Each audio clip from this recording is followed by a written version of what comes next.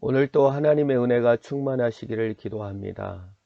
오늘 하나님의 말씀은 사무엘하 16장입니다.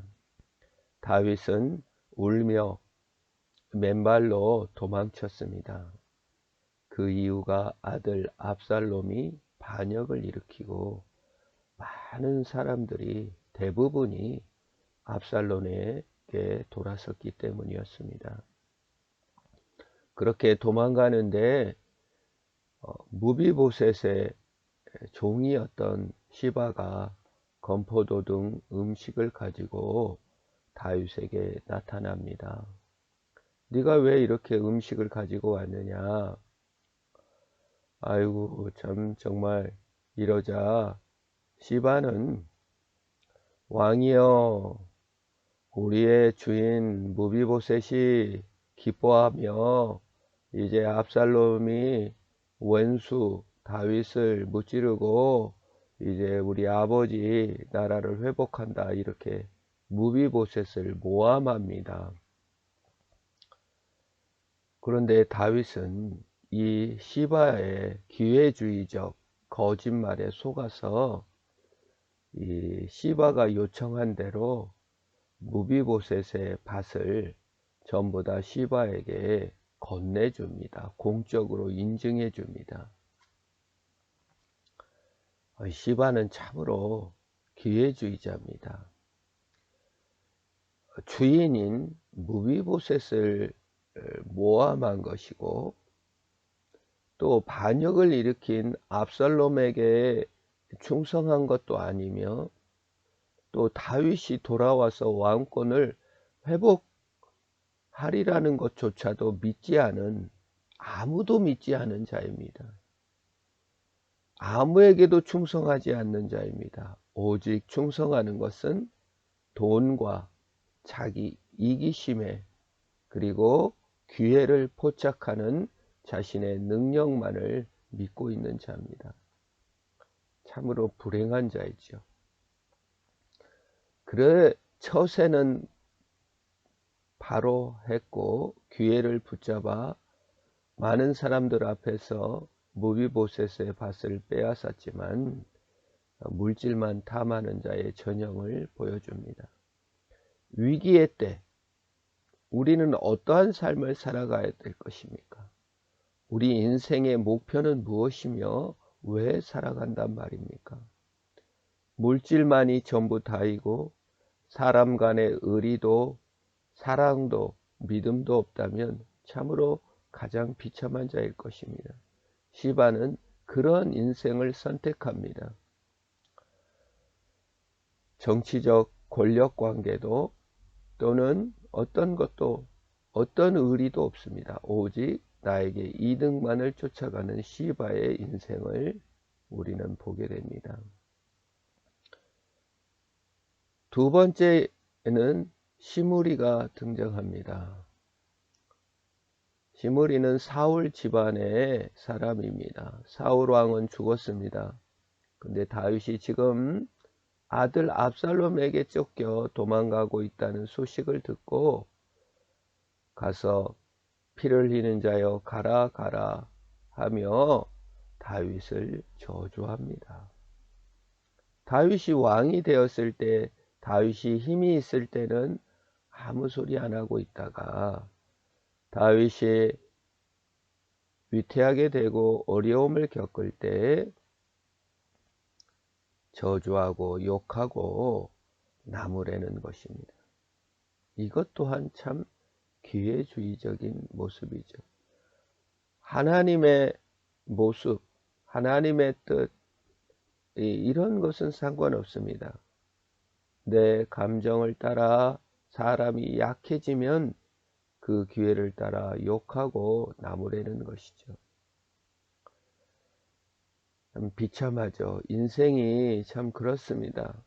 힘이 없을 때, 약해졌을 때, 나이 들었을 때 쉽게 우리는 남을 판단하기가 쉽습니다.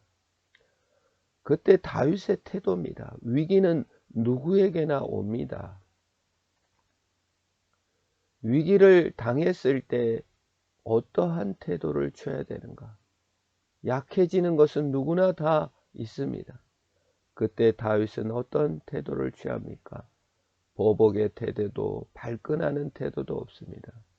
아비새가 그를 죽이려고 했을 때도, 시므리를 죽여버리자 했을 때도 가만둬라. 하나님께서 그를 보내서 나를 책망하는 것이다. 아들도 나를 죽이려 하는데 하물며 저 사람이야 오직하겠나. 하나님께서 회복시킬 날이 있을 것이다. 겸손한 태도. 그 사람의 말 때문에 격분하여 대들지 않고 주님의 뜻을 바라보며 겸손히 기도하는 모습을 보게 됩니다. 위기는 누구에게나 옵니다. 그러나 그 위기를 오히려 겸손의 태도로 하나님께 기도하는 자세로 나가는 다윗을 볼 수 있습니다. 우리도 마찬가지입니다. 우리에게 어떤 위기가 찾아왔든지 하나님께 나가는 계기를 마련하여야 하는 것입니다. 사무엘하 16장의 세 번째 인물인 아히도벨이 등장합니다. 아히도벨은 편협한 협의를 가졌습니다. 다윗의 실수를 용납할 수가 없었습니다. 간음하고 살인죄를 저지른 다윗에게 보복하기 위하여 압살롬의 반역에 동참합니다. 그런데 그 압살롬이 반역이 다윗의 실수를 정말 용납할 수 없는 마음은 이해하지만 아히도벨은 압살롬에게 다윗의 후궁을 백주 대낮에 범하라고 계교를 냅니다. 고대 사회는 왕궁을 다른 타인의 나라를 정복했을 때 그 모든 재산이 정복한 왕에게 귀속됩니다. 그 궁궐과 재산과 그 왕의 모든 부인도 새로운 왕의 것입니다. 아버지 다윗의 부인을 백주 대낮에 모든 백성들 앞에서 취함으로 왕궁과 다윗 왕의 모든 소유가 내 것이 되었다는 것을 공적으로 선포한 것이며, 다시 이게 다윗 왕과는 이제는 완전히 결별됐구나. 이거는 목숨 걸고 이거는 다시 회복될 게 없다. 그래서 압살롬을 따르던 사람들은 이제 목숨을 걸어야 되는구나. 다윗과는 완전히 왼수가 되었구나. 그런 면에서 아히도벨의 계략은 성공적이었습니다. 압살롬을 따르는 사람들은 더 이상 나는 다윗 돌아올 수 없는 강을 건넜다. 그러나 이 아히도벨의 계략이 옳기는 하였습니다마는, 전략적으로는 맞기는 하였습니다마는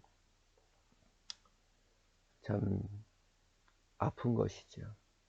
내 조그만 의를 이루기 위하여 악한 방법을 사용해도 되는가 하는 질문을 던집니다. 남의 실수를 지적하고 만회하는 것을, 왕의 실수를 보복하기 위해서 더 큰 악을 끌어다가 나 자신을 파괴시키면서까지 복수하려는 아히도벨의 의. 우리는 항상 내 의가 옳다 생각하고 내가 정의라고 생각하는 편협한 의를 가지기가 쉽습니다. 더 크게 봐야 됩니다.